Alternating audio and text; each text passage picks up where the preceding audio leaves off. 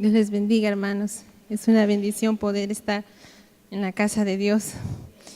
El tema de este mensaje es Cristo puede sanar la tierra. Y les invito a que vayamos a 2 de Crónicas 7:14, por favor, para leerlo de manera unida cuando nos encontremos ahí. Con un amén puede indicar que se encuentra ahí.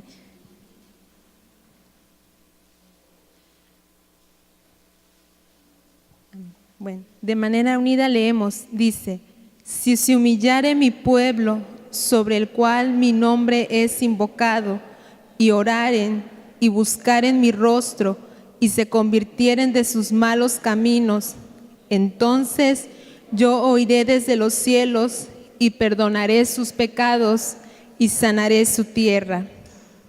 El versículo que acabamos de leer es un texto que nos llena de esperanza cuando estamos atravesando tiempos difíciles, porque a través de estas palabras Dios nos muestra el camino a seguir para ver la sanidad de la tierra. De hecho, cuando meditamos en la Biblia y la historia, nosotros podemos ver que Dios cumplió esta promesa en las personas que creyeron y obedecieron. Un ejemplo de esto fue Nehemías y su pueblo. Les invito a que vayamos al libro de Nehemías, capítulo 1. El del versículo 1 al versículo 3. Dice así: palabra de Nehemías, hijo de Acalías.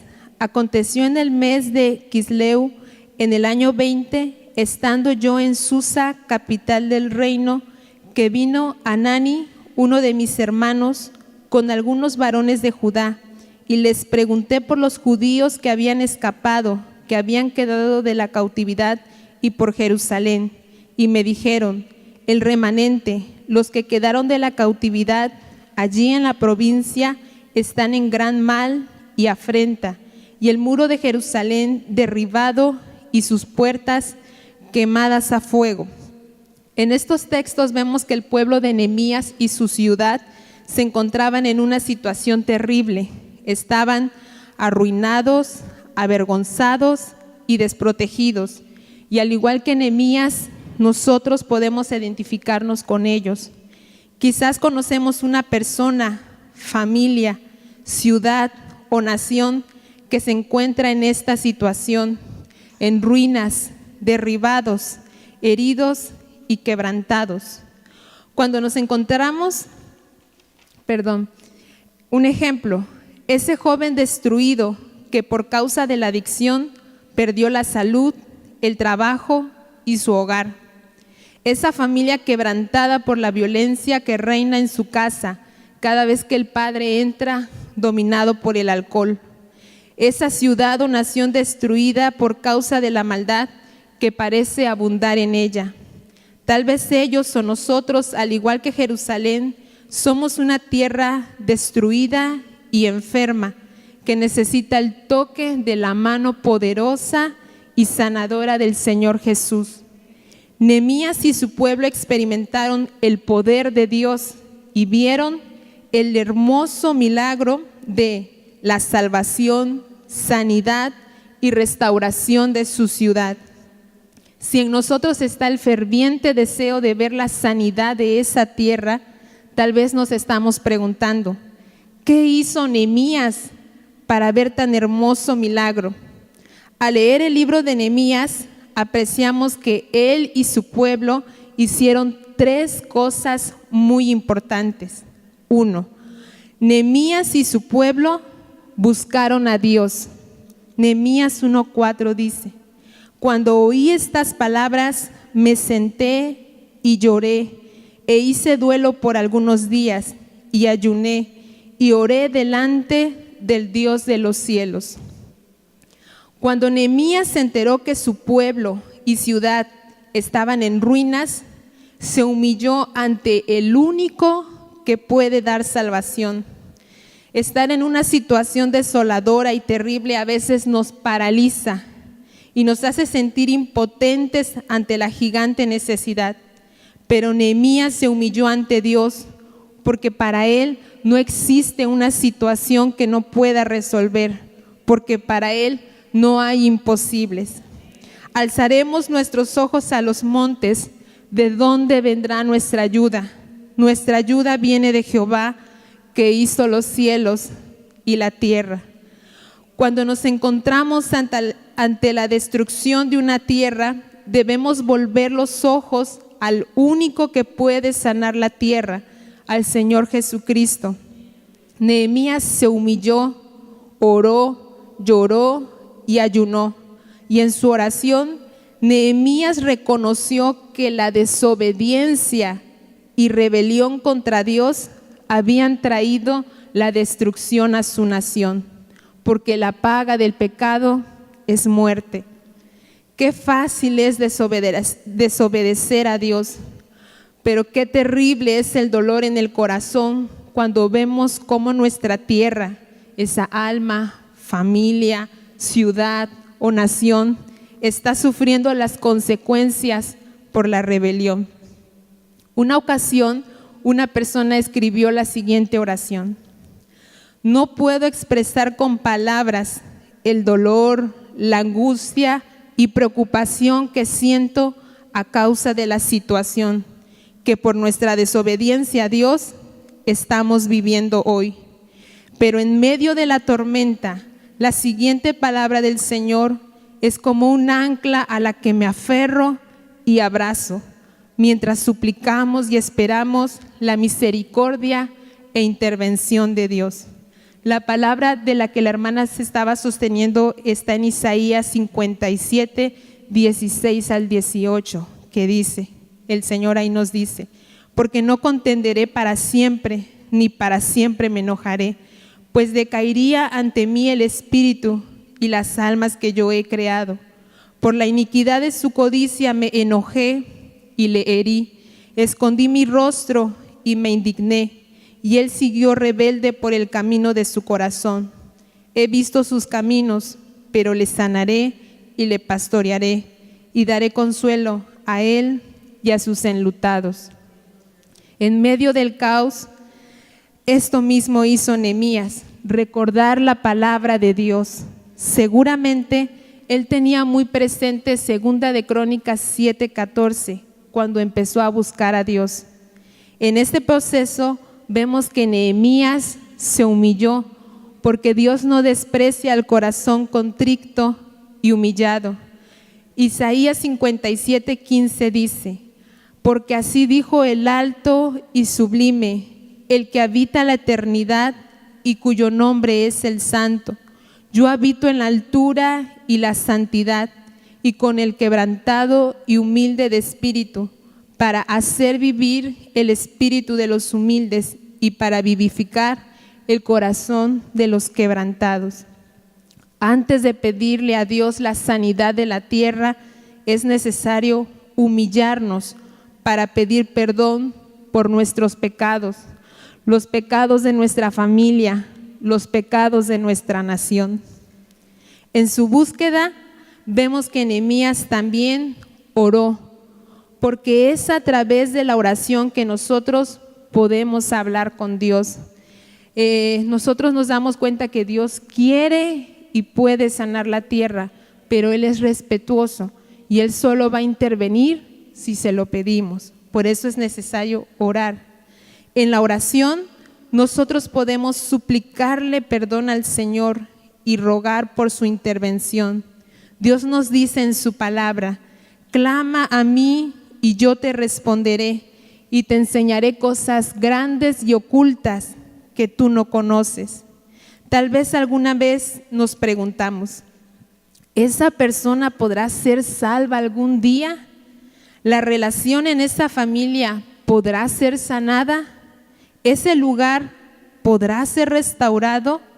La Biblia nos enseña que si oramos y clamamos a Dios con todo el corazón, veremos cosas que nunca antes habíamos visto, porque Dios es poderoso para hacer mucho más de lo que pedimos o entendemos. Siguiendo las instrucciones del Señor en Crónicas, Nehemías buscó el rostro de Dios. Mientras estemos en la tierra, nosotros no vamos a poder ver a Dios cara a cara, pero sí podemos conocerle a través de su palabra.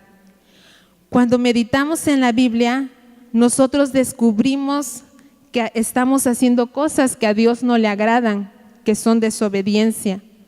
Estas rebeliones son un obstáculo entre nosotros y Dios y nos impiden que recibamos la respuesta a nuestra oración. Pero si nosotros verdaderamente queremos la intervención de Dios, vamos a hacer lo que dice Crónicas, nos vamos a alejar de los malos caminos. Eso hizo Nehemías. Al buscar el rostro de Dios en su palabra, descubrieron que habían estado desobedeciendo al Señor y tomaron la decisión de tener un verdadero arrepentimiento. Dejaron de hacer lo malo y empezaron a hacer lo correcto. Vamos a Nehemías, capítulo 13. El versículo 1 y 3 dicen: aquel día se leyó en el libro de Moisés, oyéndolo el pueblo, y fue hallado escrito en él que los amonitas y moabitas no debían entrar jamás en la congregación de Dios. El versículo 3 dice: cuando oyeron pues la ley, separaron de Israel a todos los mezclados con extranjeros. Ellos al leer la palabra se dieron cuenta que estaban desobedeciendo y lo que hicieron fue empezar a obedecer a Dios. La promesa de Dios dice que si buscamos con todo el corazón al Señor, le hallaremos. Él ha dicho: si se humillare mi pueblo, sobre el cual mi nombre es invocado, y oraren y buscaren mi rostro, y se convirtieren de sus malos caminos, entonces yo escucharé desde los cielos, perdonaré sus pecados y sanaré su tierra. Una ocasión, una persona estaba tratando de orar por su nación, pidiendo perdón por sus pecados, pero mientras clamaba y lloraba, algo dentro de ella le detuvo, que le impidió seguir orando. Y era el siguiente pensamiento: no puedo seguir pidiendo el perdón de Dios porque no lo merecemos. No puedo pedir su gracia porque no la merecemos. Como nación hemos hecho cosas terribles y por eso no merecemos la intervención de Dios. La impotencia llenó su corazón, el silencio se hizo presente y las lágrimas no dejaban de correr por sus mejillas. Pero en ese momento, las siguientes palabras vinieron a su corazón: es verdad que no lo merecen, pero no olvides que hay una sangre que habla mejor que la de Abel, porque está pidiendo por misericordia. No olvides que hay alguien que está intercediendo por ustedes ante el Padre Celestial. Esa sangre es la sangre del Hijo de Dios, la única que nos puede limpiar de toda maldad. Ese intercesor es el Señor Jesús, el único que tiene poder para sanar la tierra. Hablando de Cristo, en Isaías 53:5 dice: Él fue herido por nuestras rebeliones, fue golpeado por nuestras maldades. Él sufrió en nuestro lugar y gracias a sus heridas recibimos la paz y fuimos sanados. El maligno vino para robar, matar y destruir, pero Cristo ha venido para que tengamos vida y vida en abundancia. Nuestro buen Dios quiere y puede sanar la tierra. Nehemías conocía muy bien la condición de su pueblo, pero también conocía el poder de Dios. Y aunque tenía tristeza por la situación, tenía esperanza, confianza y fortaleza, porque sabía que para Dios no hay imposibles. En Nehemías 2:17 vemos que él dice: ustedes ven el mal en el que estamos, que Jerusalén está desierta, sus puertas consumidas por el fuego. Venid y edifiquemos el muro de Jerusalén y no estemos más en oprobio. Nehemías sabía que Dios tiene poder para salvar, sanar y restaurar una tierra en ruinas. Él puede hacer nuevas todas las cosas. Él llama a las cosas que no son como si fueran. Y Dios puede usar a sus siervos para que a través de sus oraciones, ruegos, ayunos y servicios se reedifique esa tierra que Dios quiere sanar. Y es aquí cuando vemos la segunda cosa importante que hizo Nehemías y su pueblo. 2. Nehemías y su pueblo trabajaron para Dios. En Nehemías 2, versículo 18, dice: Entonces les declaré cómo la mano de mi Dios había sido buena sobre mí, y asimismo las palabras que el rey me había dicho. Y dijeron: levantémonos y edifiquemos. Así esforzaron sus manos para bien. Después de buscar a Dios y obedecerle, Nehemías y el pueblo trabajaron. Y en su buen ejemplo, nosotros aprendemos lo siguiente: ellos esforzaron sus manos para bien. Y nosotros podemos preguntarnos: ¿mis manos se están esforzando para el bien? ¿Mis manos se están fortaleciendo al pueblo o la obra de Dios? Es importante ocupar nuestras manos para el bien, para lo bueno, para buscar a Dios. Con la ayuda de Dios, debo ocupar mis manos para levantar y no tirar, para limpiar y no ensuciar, para llenarme de la palabra de Dios y no de cosas malas que me ofrece Internet o la televisión.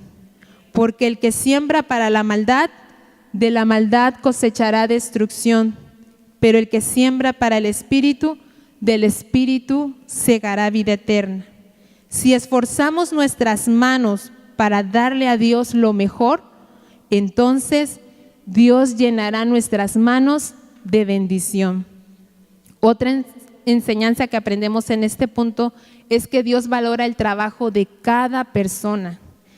En los versículos del capítulo 3 de Nehemías, notamos lo especial que es para Dios el trabajo que cada persona realiza. En este capítulo están registrados nombres, familias y la labor que cada uno de ellos hizo. Dios observa y valora el esfuerzo y dedicación que ponemos cada vez que trabajamos en su obra, ya sea limpiando el templo, preparando el talento, estudiando las alabanzas, preparando la clase de los niños, el mensaje que va a compartir, cuando va a las misiones, cuando lleva la palabra de Dios a otras personas, cuando se esfuerza en su escuela o trabajo por dar un buen testimonio. Por muy pequeño o grande, Dios no pasa por alto el trabajo que hacemos para su obra, pueblo o casa. De hecho, el capítulo 3 nos da la sensación de que Dios está registrando en sus libros lo que estamos haciendo. Él no es injusto para olvidar el trabajo de amor que hemos hecho para Él y para sus hijos y para su obra. Otra enseñanza que aprendemos es que Dios en su obra usa a personas de diferentes oficios, profesiones o ministerios. En este capítulo vemos que estaban construyendo plateros, comerciantes, sacerdotes, levitas, gobernadores, sirvientes del templo, entre otros, porque Dios invita a trabajar a su obra a cada persona, no importando si es de alto o bajo rango, si tiene muchos o pocos estudios, si tiene muchos o pocos recursos. Para Dios no es imposible usar una persona, lo importante es dejarnos moldear en sus manos. El Señor puede usar en su obra a un zapatero o a un gobernador, porque para Él no hay imposibles. Su poder se perfecciona en la debilidad y por eso es necesario ser humildes para trabajar en la obra de Dios. Sin embargo, esto no quiere decir que Dios no desea que crezcamos, que estudiemos, que avancemos. El Señor lo desea. Él quiere que vayamos de gloria en gloria y de triunfo en triunfo. Lo que aprendemos es que para Dios ninguna persona es una limitación para que la obra de Dios siga adelante. Y mientras trabajamos para el Señor, es importante conocer que hacer la voluntad de Dios no será fácil, porque de una o de otra manera el enemigo se va a levantar para tratar de detener, porque el maligno se molesta en extremo que se procure el bien del pueblo de Dios, pero mayor es el Señor. Si procuramos el bien en el templo de Dios, en su pueblo o en la creación de Dios, el enemigo se va a oponer. Pero si Dios es por nosotros, ¿quién contra nosotros? Nehemías y su pueblo trabajaban para Dios, y mientras ellos hacían esto, recibieron la oposición del enemigo. Nehemías 2, 10 y 19 dicen: oyéndolo Sanbalat y Tobías, les disgustó en extremo que viniese alguno para procurar el bien de los hijos de Israel. El 19 dice: pero cuando oyó Sanbalat, Tobías y Gesem, hicieron escarnio de nosotros y nos despreciaron. El enemigo va a usar diferentes estrategias para tratar de detenernos en la obra de Dios, pero debemos hacer lo que Nehemías hizo. Él confió en Dios.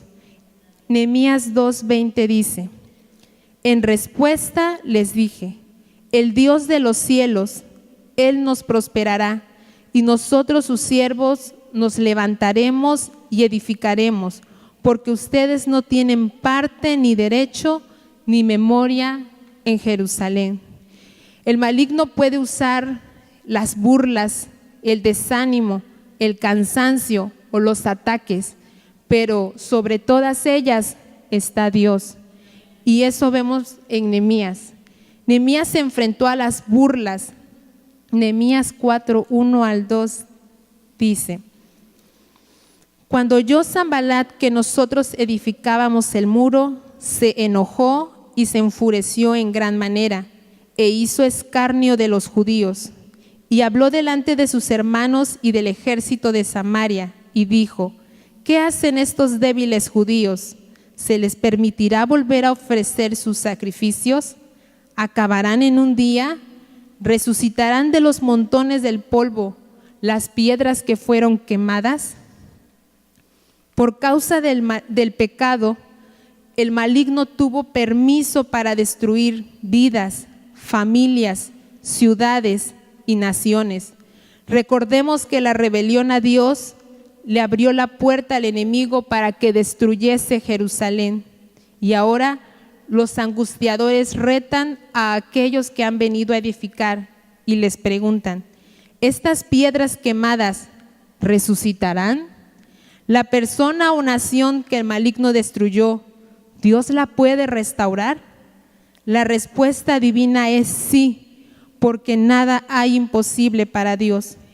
No existe una ciudad derribada hasta el polvo que Dios no pueda salvar, sanar, levantar y restaurar. Si nos arrepentimos con todo el corazón y nos humillamos delante de Dios pidiendo su intervención, entonces veremos el poder de Dios edificando esa tierra que hoy está en destrucción. ¿Resucitarán del polvo esas piedras quemadas? La respuesta divina es sí. Con la ayuda de Dios, sí. Salmos 102, 13 al 17 confirma la palabra. Te levantarás y tendrás misericordia de Sión, porque es tiempo de tener misericordia de ella, porque el plazo ha llegado, porque tus siervos aman sus piedras y del polvo de ella tienen compasión. Entonces las naciones temerán el nombre de Jehová y todos los reyes de la tierra su gloria, por cuanto Jehová habrá edificado a Sión y en su gloria será visto. Habrá considerado la oración de los desvalidos y no habrá desechado el ruego de ellos. Nehemías y el pueblo también se enfrentaron al desánimo y al cansancio. Nehemías 4:10 dice: las fuerzas de los acarreadores se ha debilitado y el escombro es mucho y no podemos edificar el muro. Solo en Dios encontramos la ayuda verdadera y fortaleza para avanzar. Los edificadores se habían cansado, pero en Dios encontraron las fuerzas divinas para continuar la obra. Isaías 40 nos recuerda que nuestro buen Dios nunca se cansa y que Él puede renovar nuestras fuerzas cuando las hemos perdido. En Dios, los débiles encuentran fortaleza y entonces lo imposible se vuelve posible. Nehemías 6:16 dice: cuando lo oyeron nuestros enemigos, temieron todas las naciones que estaban alrededor de nosotros y se sintieron humillados y conocieron que por nuestro Dios había sido hecha esta obra. Nehemías también se enfrentó a los ataques del maligno. Vamos a Nehemías 4, 7 y 8. Dice: pero aconteció que oyendo Sanbalat y Tobías y los árabes, los amonitas y los de Asdod, que los muros de Jerusalén eran reparados, porque ya los portillos comenzaban a ser cerrados, se encolerizaron mucho y conspiraron todos a una para venir a atacar a Jerusalén y hacerle daño. En estos textos vemos que el enemigo otra vez se levantó contra los edificadores, pero esta vez fue de una manera mayor. Sin embargo, la bendita palabra de Dios nos enseña que no hay gigante que pueda derribar lo que el Dios Todopoderoso ha empezado a edificar. Hechos 5, 38 al 39 nos dice que la obra de Dios no se puede destruir. El texto dice: si este consejo o esta obra es de los hombres, se desvanecerá, mas si es de Dios, no la podrán destruir. Isaías 46:13 nos dice que la obra de Dios no se puede detener. El versículo menciona: haré que se acerque mi justicia y mi salvación no se detendrá. Éxodo 3:2 nos dice que la obra de Dios no se puede consumir. En este versículo dice: se le apareció el ángel de Jehová en una llama de fuego en medio de una zarza, y él miró y vio que la zarza ardía en fuego y la zarza no se consumía. Si vemos que el enemigo se levanta contra la obra de Dios, intentando destruir, detener o consumir lo que Dios está haciendo en una persona, familia, iglesia, ciudad o nación, debemos recordar que la obra de Dios no se puede destruir, detener ni consumir, porque las puertas del Hades no prevalecerán contra ella. Mayor es el que está con nosotros y su obra es perfecta y eterna. Isaías dice: vendrá el enemigo como río, mas el Espíritu de Jehová levantará bandera contra él. Por esta razón, cuando estamos en medio del ataque del enemigo, se nos aconseja abrazarnos fuertemente de la palabra de Dios, porque el cielo y la tierra pasarán, pero su palabra permanecerá. En medio del ataque, nosotros podemos recordar: Dios es más grande que cualquier enemigo. Nada sucede sin el permiso de Dios, y si Dios lo permite, es porque algo mejor y mayor vendrá. Cristo nos proveerá de fortaleza para atravesar la tormenta. Nuestro buen Dios destruirá al enemigo y recompensará a sus siervos. La perfecta y buena obra de Dios jamás será destruida, detenida o consumida. Filipenses nos dice que el que comenzó la buena obra la perfeccionará hasta el día de Jesucristo. Dios es fiel y cumplirá su promesa si le buscamos y obedecemos con todo el corazón. Que nuestra fe se fortalezca porque nuestra esperanza está puesta en el Todopoderoso. Recordemos lo siguiente: no hay persona que sea demasiado insignificante para Dios. Él puede intervenir en ella. No hay nación que sea demasiado grande para Dios. Él puede intervenir en ella. Vamos a Job capítulo 34. Job 34, el versículo 12 y 13 dice: sí, por cierto, Dios no hará injusticia y el Omnipotente no pervertirá el derecho. ¿Quién visitó por él la tierra y quién puso en orden todo el mundo? El versículo 29 de ahí dice: si él diere reposo, ¿quién inquietará? Si escondiere el rostro, ¿quién lo mirará? Esto sobre una nación y lo mismo sobre un hombre. Para Dios, una persona no es insignificante. Él quiere y puede sanarla, salvarla. Y para Dios, una nación no es demasiado grande. Él quiere y puede salvarla. Pero mientras esperamos la bendita respuesta e intervención de Dios, debemos recordar que sus pensamientos y caminos son más altos que los nuestros.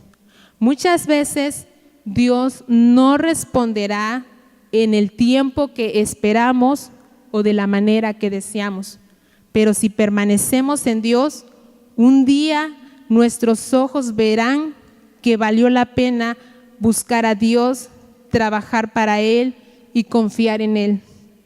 En algunos casos, Dios le permite a sus hijos ver con sus ojos terrenales la respuesta a su oración, pero en otros casos no, como ocurrió con el hermano Jim Elliot. Jim Elliot fue un joven que junto con otros amigos dejó su país para ir a otro muy distante con el deseo de compartir la palabra de Dios.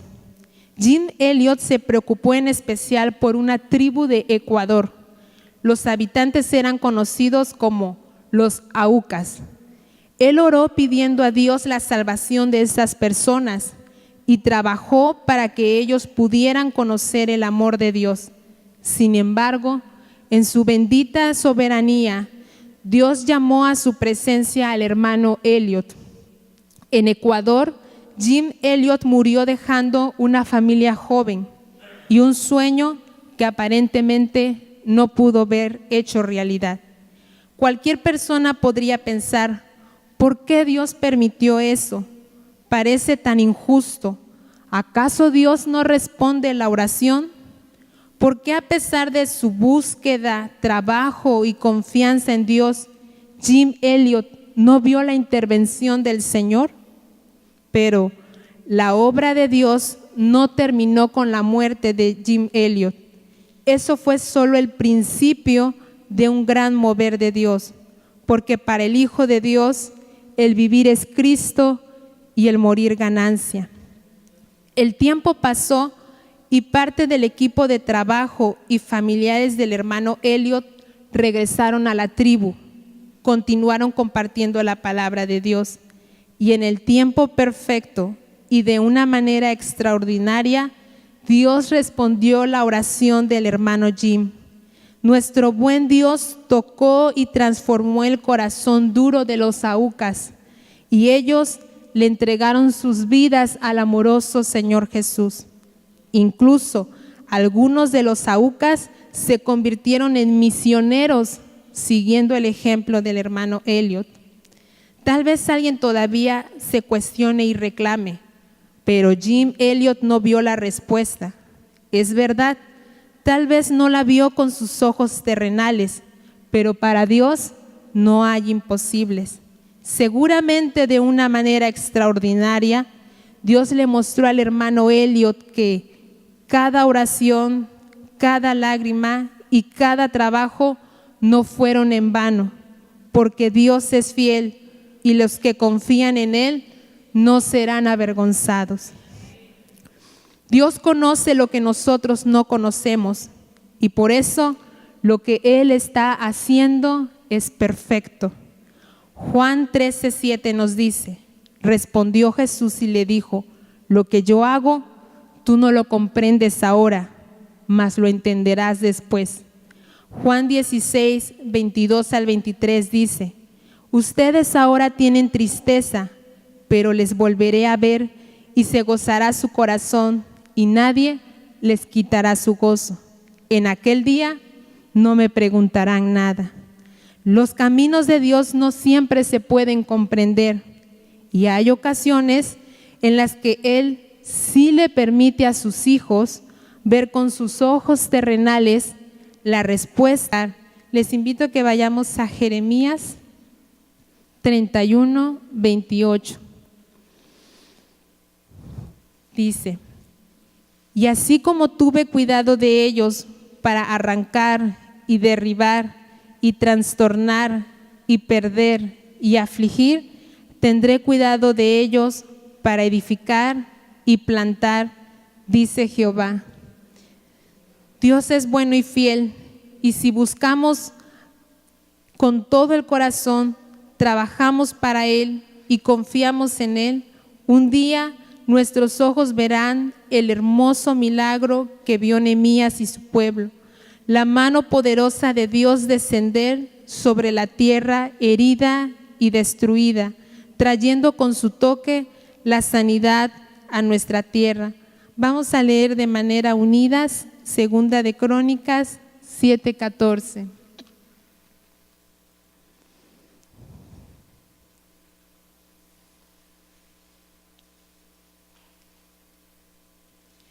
De manera unida dice: si se humillare mi pueblo, sobre el cual mi nombre es invocado, y oraren y buscaren mi rostro, y se convirtieren de sus malos caminos, entonces yo iré desde los cielos y perdonaré sus pecados y sanaré su tierra. Que Dios les bendiga, hermanos.